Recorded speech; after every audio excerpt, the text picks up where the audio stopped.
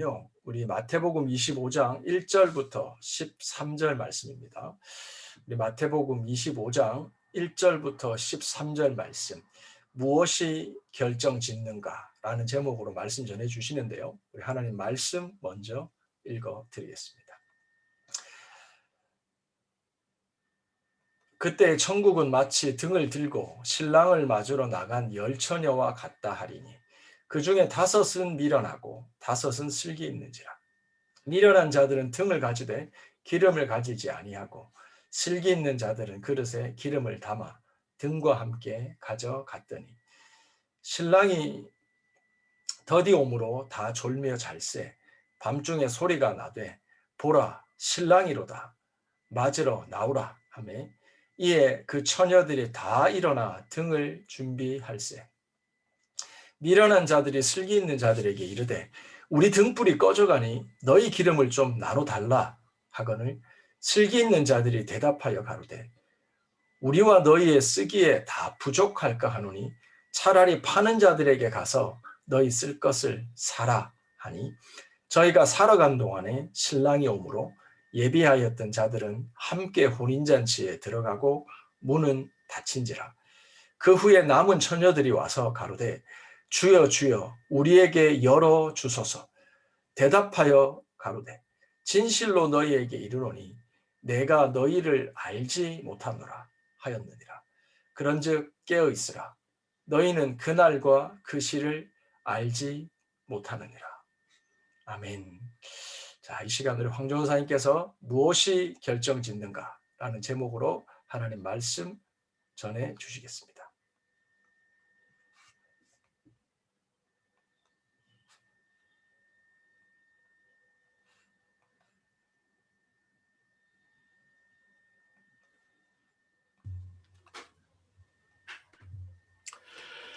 네, 여러분 반갑습니다. 오늘 또 하나님의 말씀이 저희들에게 임하셔서 하나님이 주시는 그 크신 영광과 기쁨 가운데 함께 하기를 소원합니다. 아멘. 네, 오늘 말씀 마태복음 25장인데요. 마태복음에 보면 예수님께서 아주 길게 강론하신 부분이 두 군데가 나오죠.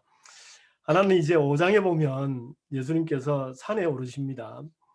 그렇게 해서 복 있는 사람은 어떤 사람들인가 라고 이제 말씀을 하시고요. 그 말씀이 7장까지 계속되다가 8장 1절에 대해서 이제 예수님께서 산에서 내려오시는 것이 기록이 되어 있죠. 그 마찬가지로 오늘 그 마태복음 24장과 25장에 걸쳐서 예수님께서 또 한 번의 긴 그 강론을 하시게 됩니다. 예수님께서 마지막 일주일을 예루살렘에서 이제 지내시게 되는데 예루살렘의 근처에 있는 베단이라고 하는 곳에서 머무시고 낮에는 예루살렘을 방문하셔서 저녁이 되면 숙소였던 베단으로 돌아가시는 그러한 날들을 보내셨죠. 그 중에 하루 이제 집으로 돌아가는 길입니다.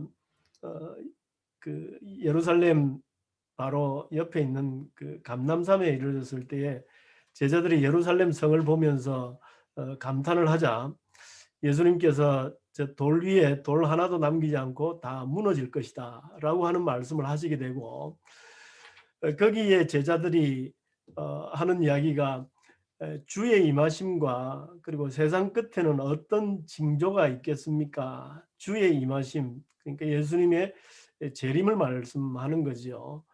그리고 세상 끝, 종말을 이야기를 합니다. 그날에는 어떤 징조가 있겠습니까? 이런 질문을 예수님에게 하게 됩니다. 그래서 이어지는 예수님의 말씀이 24장과 25장에 걸쳐서 있지요. 전체를 요약하면 그렇습니다. 재림과 종말에 대해서 어떤 말씀을 하시는가? 첫째, 재림과 종말은 반드시 있다. 둘째, 그러나 그 날과 그 때는 아무도 모른다. 심지어는 예수님도 모르고 오직 하나님만이 그 날을 아신다. 세 번째는 그러므로 깨어서 준비하라 라고 하는 말씀이 됩니다. 오늘 25장 1절에서 13절까지 나오는 비유, 우리가 흔히 열처녀의 비유라고 알고 있는데요. 이 비유도 역시 예수님의 재림과 종말에 관한 말씀입니다. 그 1절을 보면 25장 1절을 보면 그때의 천국은 마치 등을 들고 신랑을 맞으러 나간 열 처녀와 같다 하리니, 그러면서 이 비유가 시작이 되지요. 그러니까 이 비유의 모든 내용은 천국에 관한 비유입니다. 그래서 오늘 저희들이 이 말씀을 보면서 그 천국에 대해서 좀 여러 가지를 생각해 보고, 우리가 예수님의 재림을 기다리며 또 종말을 기다리는 저희들로서의 삶이 어떠한 삶이 되어야 할까를 우리가 잠깐 한번 생각해 보려고 합니다.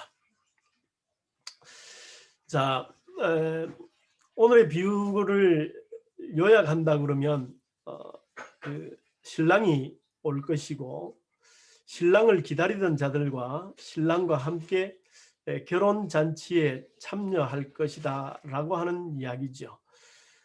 신랑은 우리가 쉽게 짐작할 수 있듯이 바로 다시 오실 예수님을 말씀하고 있습니다.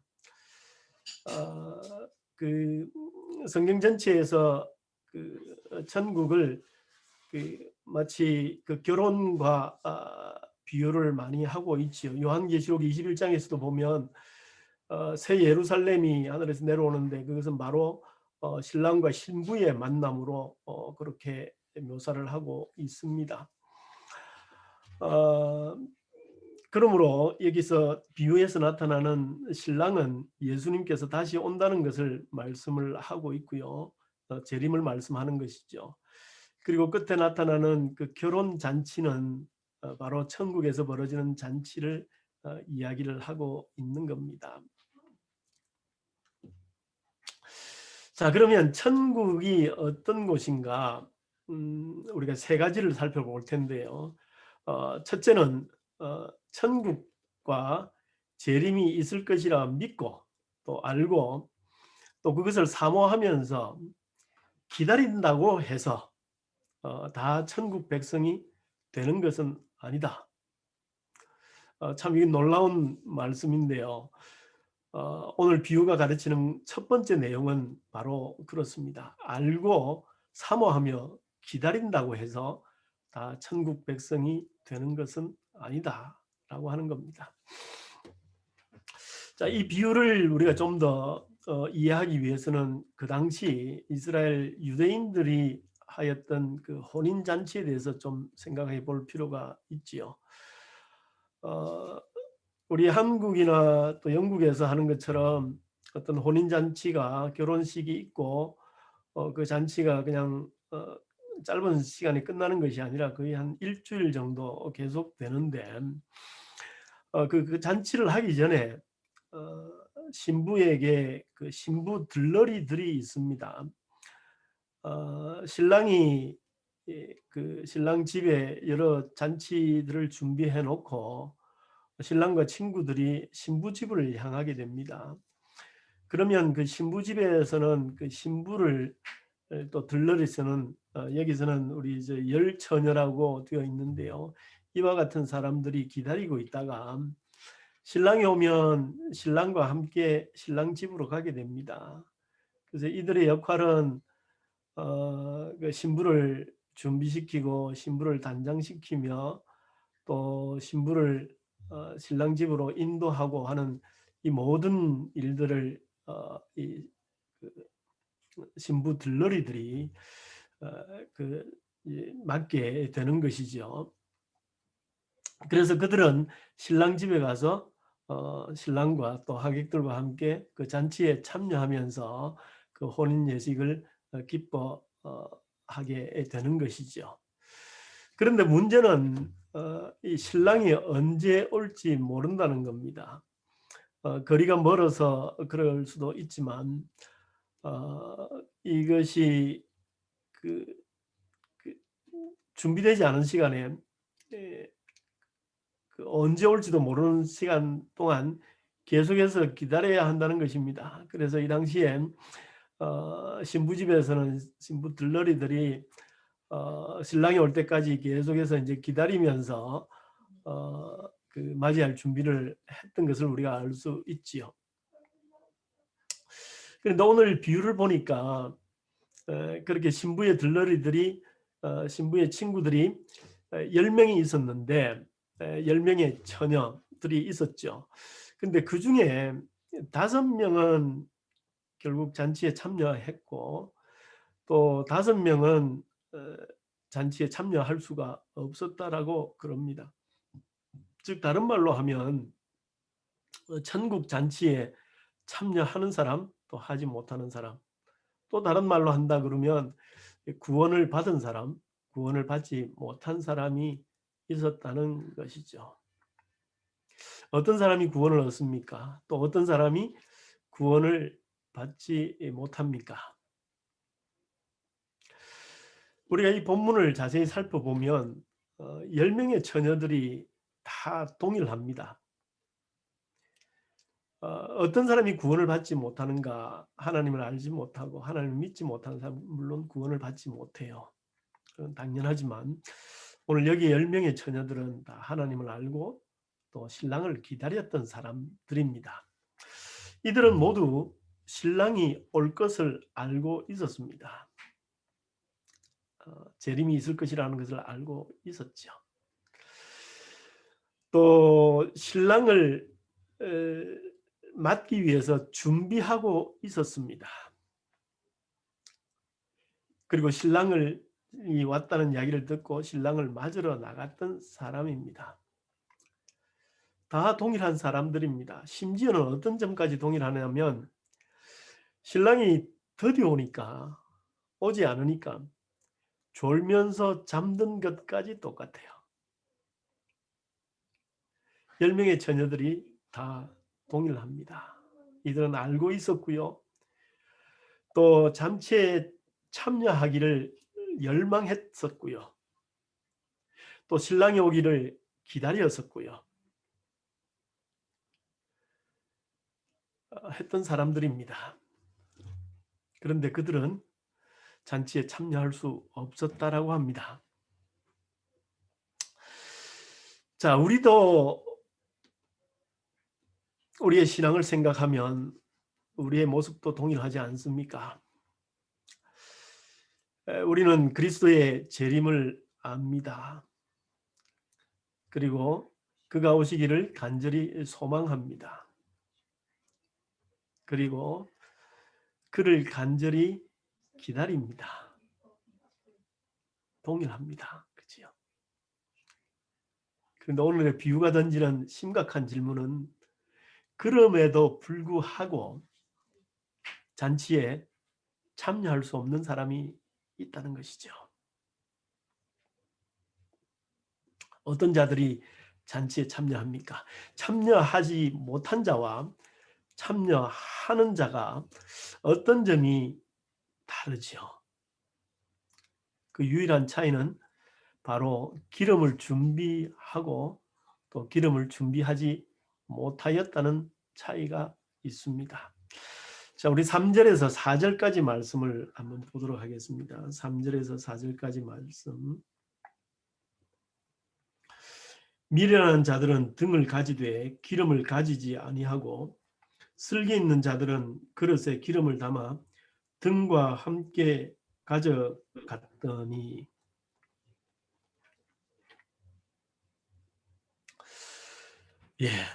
모두 다 동일합니다.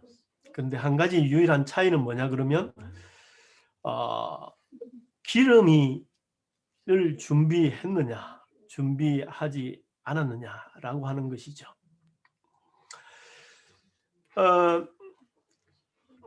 기름 준비 유무에 따라서 천국 잔치에 참여하느냐 참여하지 못하느냐가 결정이 된 겁니다. 근데 자세히 읽어보니까 이들이 전혀 기름을 준비하지 않은 것은 아니에요. 보니까 8절을 보니까 미련한 자들이 슬기 있는 자들에게 이르되 우리 등불이 꺼져가니, 등불이 꺼져간다는 것은 기름이 어느 정도는 있었다는 이야기죠. 그런데 그 기름이 충분하지 않았다는 것이죠. 아마 그들이 생각하는 어떤 그 시간이 있었을 겁니다. 아마 이때까지는 올 거야 라고 해서 기름을 준비했겠죠. 그러나 그것이 얼마만큼 늘어날지 언제 올지는 예상하지 못했던 것이죠. 그러므로 신랑이 왔을 때에 그들은 기름을 구할 수가 없게 되었던 겁니다. 어떤 사람이 천국 잔치에 참여하는가, 어떤 사람이 참여하지 못하는가, 유일한 단서는 뭐냐 그러면 기름을 준비했느냐, 준비하지 않았느냐라고 하는 것이죠. 그러면 기름이 무엇일까? 무엇을 의미할까? 우리가 질문이 드는데요. 참 많은 설명들이 있고 많은 해석들이 있습니다. 이것이 뭐 성령이다 또는 뭐 여러 가지 행실이다 뭐 여러 가지 해석들을 하지만 그것이 뭐냐라고 하는 것보다도 오히려 준비하느냐 하지 않느냐에 초점이 맞춰져야 할 것 같습니다. 우리를 구원에 이르지 못하게 하는 가장 중요한 것이 뭘까? 우리가 비록 재림에 대해서 알고 또 재림을 소망하며 그의 오심을 기다린다 할지라도 우리를 천국 백성의 천국 잔치에 참여하지 못하게 하는 것은 무엇일까? 그것은 바로 본질을 잃었을 때일 겁니다. 등불은 밖으로 드러나는 것입니다. 그러나 기름은 거기에 공급하는 겁니다.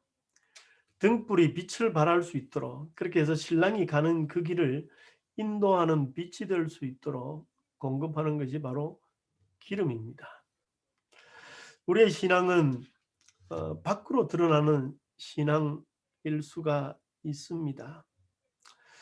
우리가 하는 여러 가지 신앙적인 행위들, 겉으로 드러나며 사람들에게 보이기 위한 여러 가지 신앙의 모습들, 그것은 사실 본질이 아니죠. 그것은 겉으로 드러나는 행위일 뿐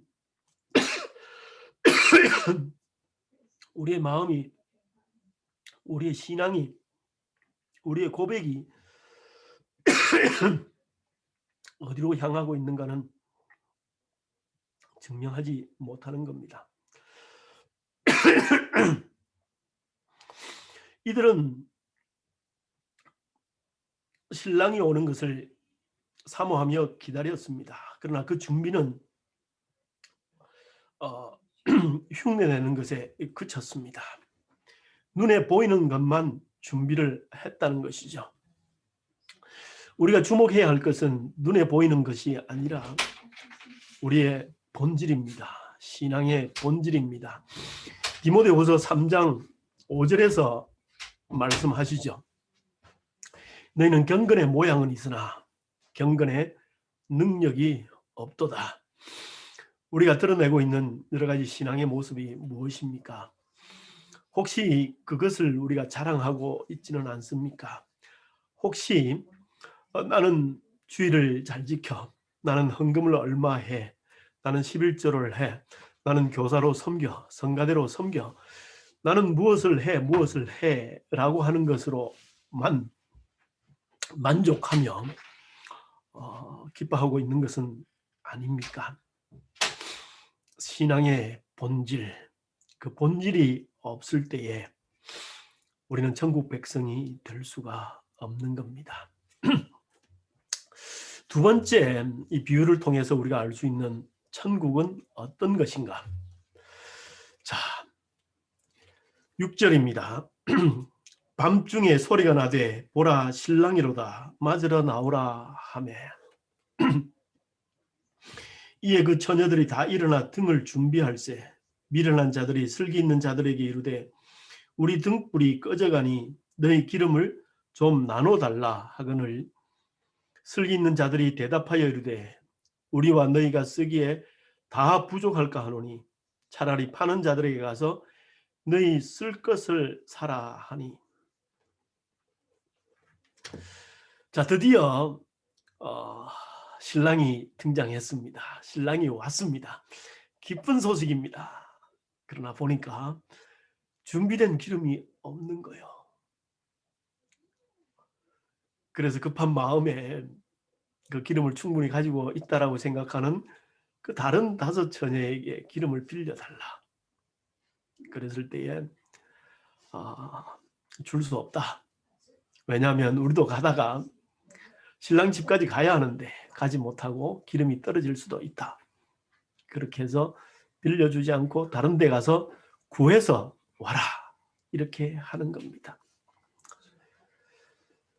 자, 이 기름, 신앙의 본질, 우리가 준비해야 할 것, 그것은 빌릴 수 없는 겁니다.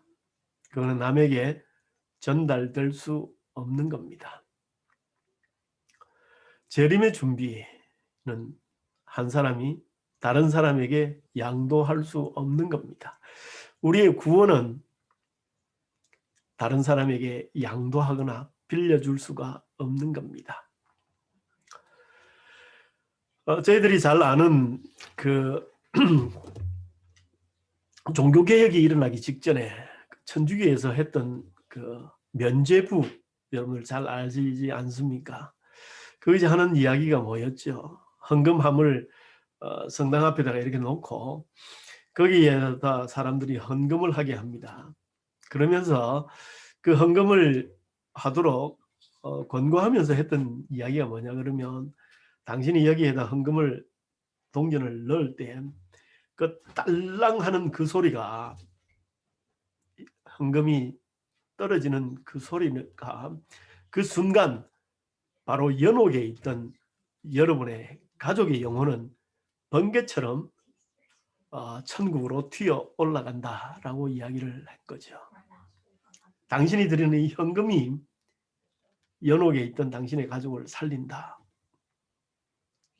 라고 했던 겁니다.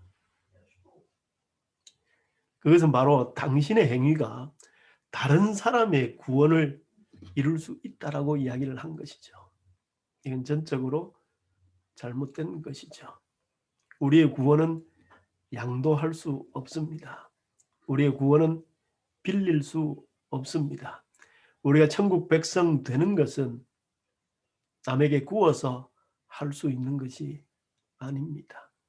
우리 스스로 준비해야 하고 우리 스스로 마련해야 하는 것입니다. 본질적인 것은 빌릴 수가 없지요.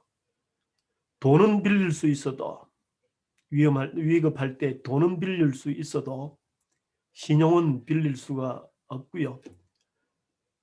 잠자는 베개는 빌릴 수가 있어도 잠은 빌릴 수가 없는 거지요. 겉모습은 흉내낼 수 있어도 우리의 본질은 흉내낼 수가 없는 겁니다. 기름은 빌릴 수가 없는 겁니다. 세 번째, 우리가 천국에 대해서 무엇을 생각할 수 있는가요? 그것은 그날은 반드시 오며 그날은 다시 오지 않는 한 번의 기회입니다. 6절 다시 읽겠습니다. 밤중에 소리가 나되 보라 신랑이로다 맞으러 나오라 하매. 그렇습니다. 우리도 이 날을 기다립니다. 하늘에서 들려오는 소리, 보라 신랑이 왔도다. 바로 이 날.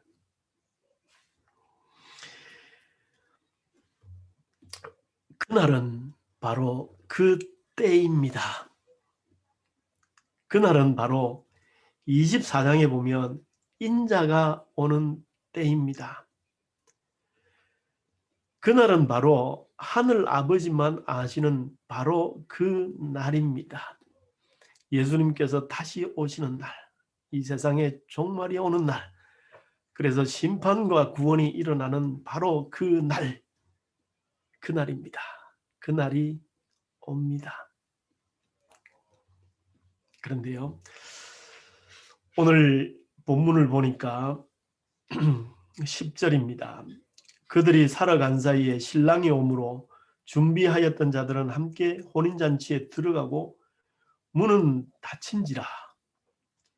그 후에 남은 처녀들이 와서 주여 주여 우리에게 열어주소서. 대답하여 이르되 진실로 너희에게 이르노니 내가 너희를 알지 못하노라 하였노라. 부랴부랴 기름을 준비해서 구해서 간 그 5명의 처녀들에게 혼인잔치의 문은 닫혔습니다. 말씀드린 것처럼 이 당시의 혼인잔치는 약 일주일간 계속됩니다. 그동안에 많은 강도들 또 도둑들이 오기 때문에 한번 문이 닫히고 나면 어떤 사람도 들어올 수가 없습니다. 문을 닫아 걸어버립니다. 그러한 그 관습하고 이 비유가 그대로 반영을 한 것이죠. 천국의 문은 닫힙니다. 닫혀서 다시는 그 사람들이 들어갈 수가 없게 되는 겁니다. 속에서는 잔치가 계속되고 있지만 밖에 있는 자들은 아무리 두드리고 노력해도 그때는 이미 늦은 겁니다. 고린도후서 6장 2절을 보면 보라 지금은 은혜 받을 만한 때요. 보라 지금은 구원의 날이로다. 바로 그날이 우리를 기다리고 있는 겁니다. 그날은 다시 오지 않는 날입니다. 그날은 바로 우리가 가졌던 모든 본질이 드러나는 시간입니다. 그날은 바로 이제는 우리가 주님과 신랑과 함께 영원한 잔치에 참여하는 그날입니다. 그날은 준비된 자들만이 들어갈 수 있는 날 잔치입니다.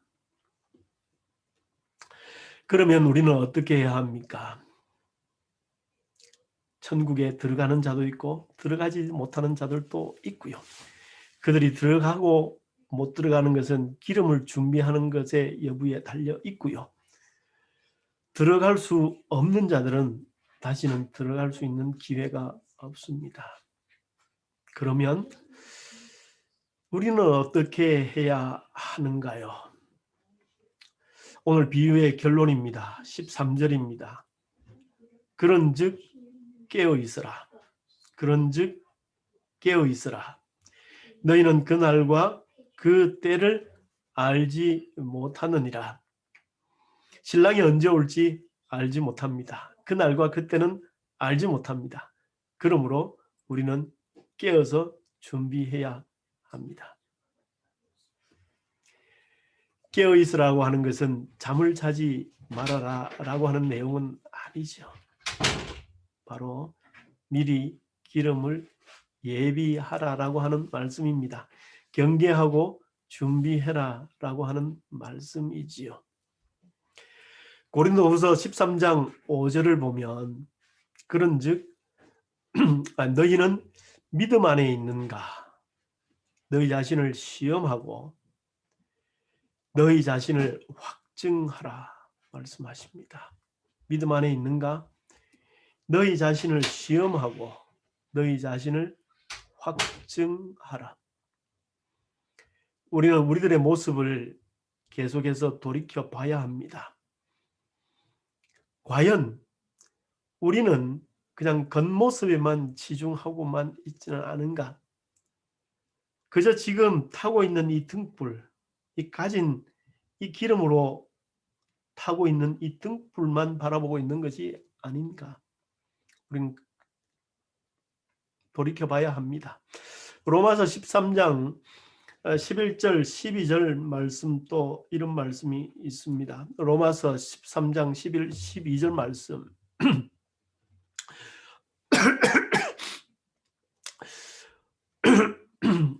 또한 너희가 이 시기를 알거니와 자다가 깰 때가 벌써 되었으니 이는 이제 우리의 구원이 처음 믿을 때보다 가까웠음이라. 밤이 깊고 낮이 가까웠으니 그러므로 우리가 어둠의 일을 벗고 빛의 갑옷을 입자.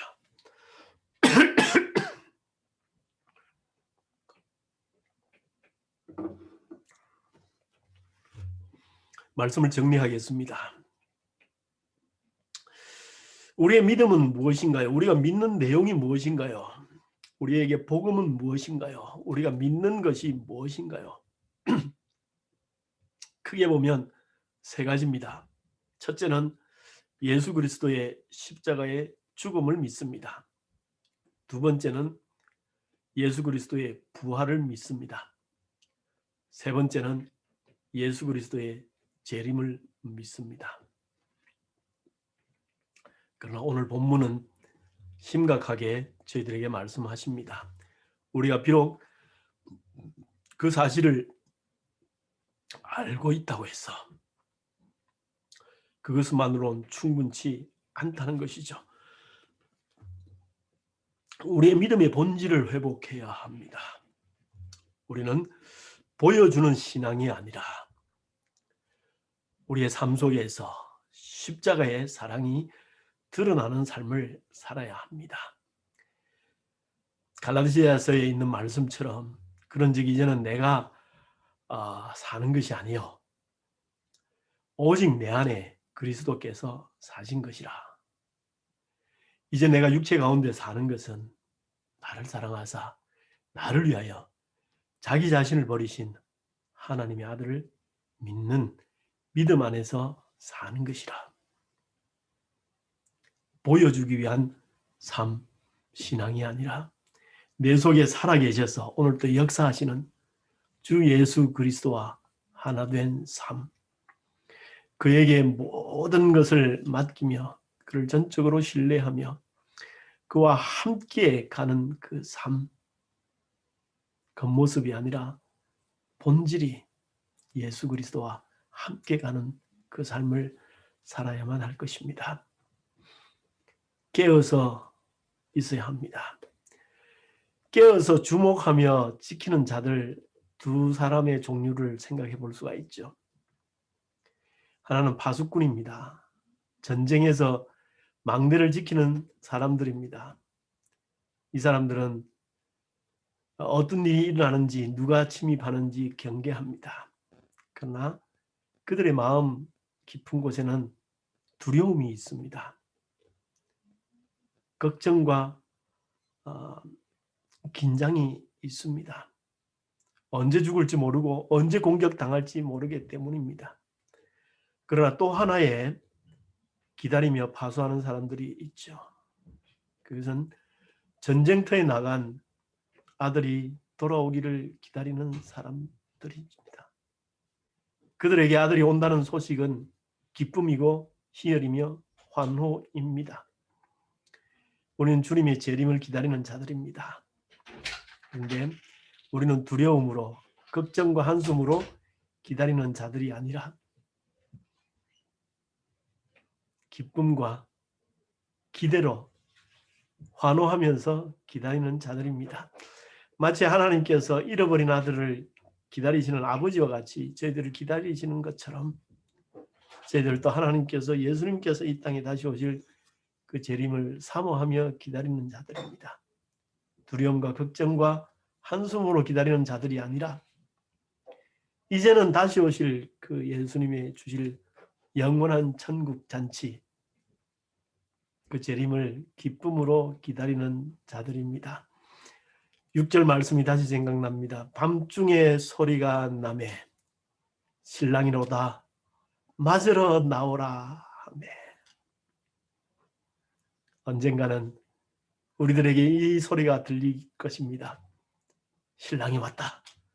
신랑이다. 맞으러 나오라 하는 그 소리 우리에게 들릴 것입니다. 그 순간을 사모하면서 오늘도 우리의 신앙의 본질, 그 모습이 아니라 온전히 예수 그리스도께서 살아계신 그 신앙의 모습대로 저와 여러분이 살아낼 수 있는 모습이 되기를 원합니다. 우리 함께 잠깐 기도하도록 하겠습니다.